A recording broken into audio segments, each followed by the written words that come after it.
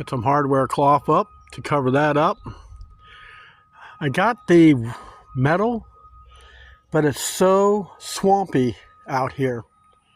In order to get my trailer out from back here to avoid sliding down in against the fence, I had to lock it in 4 high. So I'm just getting things prepped for the metal. I'm hoping one more day some of this will dry out, because in order for me to put the metal up, I have to put a ladder in there, and it is wet and I will sink. So we'll have to play it by ear, whether I get the metal up this week or maybe this weekend. Of course, we got more rain coming. Gonna do what I can. I got the drip edge up. You see, and I'm on the drier side of this. But yeah, it's kind of the look I'm getting at. The roof metal will come past that. And then I got a trim piece, similar to what I got on the edge of the barn there. And that will go across there and block a lot of that off. But all in all, it's looking pretty good. Just need to get the metal up. Then we can work on chicken door. There's the metal. There's that trim piece. Let's say it's the same trim piece that I got. Oh, there's one up there I need to fix. We'll get that later. But anyways, yeah, 10-foot, not 5 rate. It's master rib. It's the same color, same roofing as I got up there. It's what we're going to use on the chicken run enclosure. Sorry, I can't hardly talk. All right, everyone. Looks like I'm going to have to dig into my auger bits. The reason why? Because I need the length. Since I'm waiting for the ground to dry, we are going to drill 4 corners in there. So on the outside, I can mark and use my little jigsaw over here to cut it out and get our chicken door that's up there in that box installed. So I already pulled the drawer out, so that way I can crawl in there. Okay, so I drilled 4 holes, and I also drilled like a L hole, so I have a way to get my cutter in there. And the reason I use a long one is because I wanted to keep the drill down up against the wood. That way it's guaranteed to get an exact fit on where the holes are to be drilled as far as the corners. And as you see, we got the perfect hole. Now I'm going to clean that up, shoot a little sealer on it, and we're going to see about getting that door put on. Okay, this is the door of choice. It opens up and down. I got, let's see, I got 4 mounting areas. Should be more than enough. I did run some screws on the outside of this panel and then ran the sealer over it, so that way I'm guaranteed I'll have no problems with corrosion. Okay, I got the door screwed on. I just lined up my marks, made sure it's level. You know, when you're looking at it, it doesn't look like it's level, but it actually is level. That's what the door looks like from inside. Looks pretty good. Now I gotta get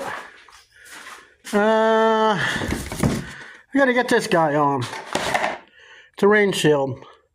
Kind of got an idea how I want to do that. Shield up. They say to raise the door when doing this, but pretty much already know where the door is. So I made these blocks out of some old PVC trim so they won't rot. And I used the 2.5-inch roofing nails with the rubber washers to add support to the plexiglass so I do not break it. So that's just to keep the rain off of this. So that's looking pretty good. I kind of wish there was a way to, but I guess it don't matter. But we'll see. We'll see. Next thing we got to do is we got to get the bracket for that infrared sensor. That's so if some chicken is trying to go in and that door's come down, it will stop it. Now, the majority of this automatic door is plastic, but that door is aluminum. And this also comes with a battery backup. The battery backup, I kind of like to do something different with it. It actually plugs into here. The AC adapter plugs into here. I'm going to have to figure out how I'm going to run the electric here. I need to measure, but as far as I'm concerned, that is not even important at this stage in the game. I don't have chicks, so let's get this bracket mounted.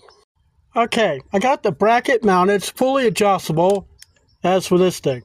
Now, I know this thing works because when I was trying to see if this thing worked, my hand was in front. It wouldn't do anything. As soon as I took my hand away from it, and the little light that's on the back of this came on, she was up and running. So let me get that installed. And I think I'm going to have to do something about this because I don't like this stuff dangling out in space. Okay, I got the sensor mounted. Still enough flexibility in this wire to where it's not going to be in a bind. I happen to find, kind of funny, I don't know how long I've had these things, but being Uditech and Lowe's don't carry this anymore, and how hard it was to pull that thing apart, must be at least 15, 20 years old. In fact, that item number, I don't even remember that. Now, I know this is meant for interior, but, you know, I think this will work. The only thing left to do is to figure out how to get the electric to here.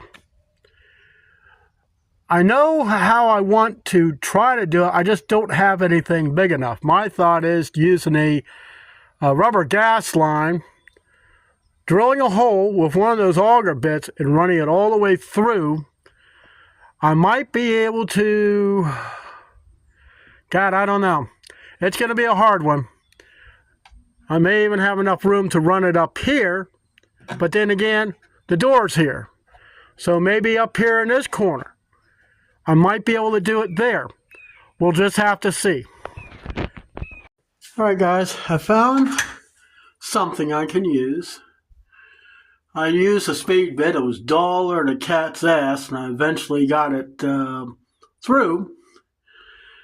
And I heated up the pipe, and I kind of bent it down on the outside. It's dark outside, so you won't be able to see. So at least that is one way I can put the wire through. So now the cord,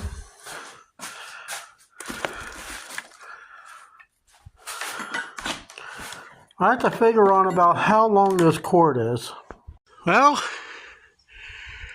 I still got a little mud on the inside, but we're just going to have to make it work. So I got the first piece of metal up.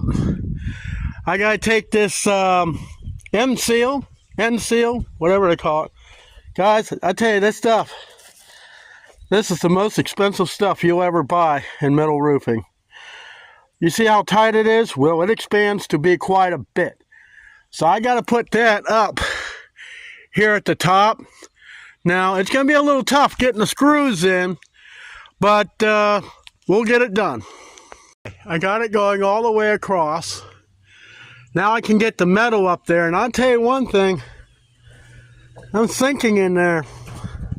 There for a minute, I thought my ladder was going to go over. So I'm going to get the first piece of metal up, line it up, and I'll show you what it looks like. Screwed down. Two up there. Looks really good. Now, when I calculated this roof, I don't know what in the world I was thinking. I was actually going by what panels were up there. Maybe these panels are a little wider. That could be. But I got them screwed down. You kind of get what I'm going after here. I used 1-inch screws because no point coming all the way through the 1x4, or in that case, the 1x6 up there. So, all in all, it's turning out. So, I'm going to be using a shear, an air shear. I have to rip the last piece. The fourth panel, I'm going to stuff it in the barn. But let me show you what sinking here in the ladder.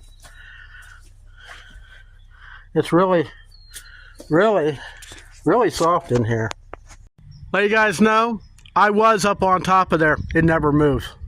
I didn't think it was really strong enough to hold me, but I guess the way I constructed it made it super strong.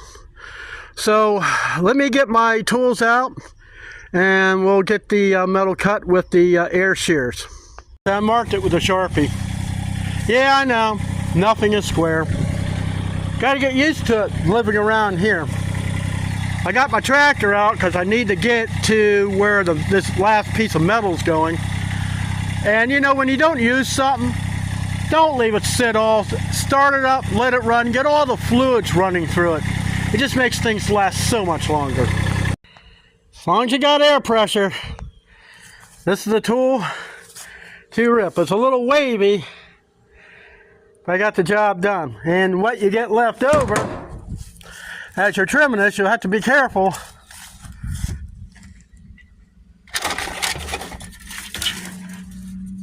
You get this. All right, I'm up on the roof. On the edge, you always want to double your screws, because that keeps the wind from picking this thing up. Now up there, I didn't do it because it's protected by another roof. So once I get this thing screwed down, we're going to be working on the trim piece. All right, it was a battle. Gave blood during the whole process. The roof is done. As far as I'm concerned, the chicken run is done. I'm going to have to do a little wiring for the chicken door. I'm not going to film that. I mean, if any of you have any questions about why I did it like this, well, I'll answer you. I do have my reasons, because I've seen what has come into this yard. And yeah, it was a battle, but I did, in fact, create a predator-proof chicken coop and run. They can't dig under it. You hit metal and rocks. You can't go through it. There's a fence. You can't go above it because that's enclosed. And then to build this windbreak in here, that's going to save the birds, especially in the wintertime. But yeah, it's still muddy in here. I can actually walk in here, funny as may seem. I can't even get a finger between my head and this roof.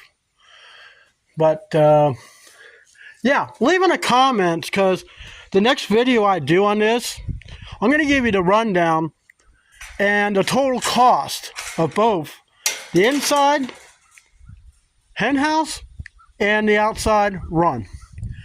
So leave in the comments. But before we go, I'm going to show you the rabbit hutch. It's in a box. I got to assemble it. But until I get that chicken door wired up, I'm not going to touch it just yet. So let me show you what we got. This box is very large. The box is 50 inches long, 21 inches wide, and 10 inches tall. So you can see about what I decided to use. That's the item number on Amazon. Reason I went with this was the design. I wanted to be sure how I put this thing in the rabbit run would be to where water pours on it there is not going to drown the rabbits. And the wind blockage on the side will help keep them warm in the wintertime, even though rabbits have fur and, you know, whatever. With the cost of it was $159. I really didn't want to pay that, but the alternative was over $200, and it was just made out of garbage. This, yes, you know me, from what I've done, I will modify it. I will make it stronger and better, and how I'm going to place it, it's not going to sit on the ground. You'll have to wait and see when I start that project. So for now, that's it. And I'll see you next time here on Lynn's Homestead.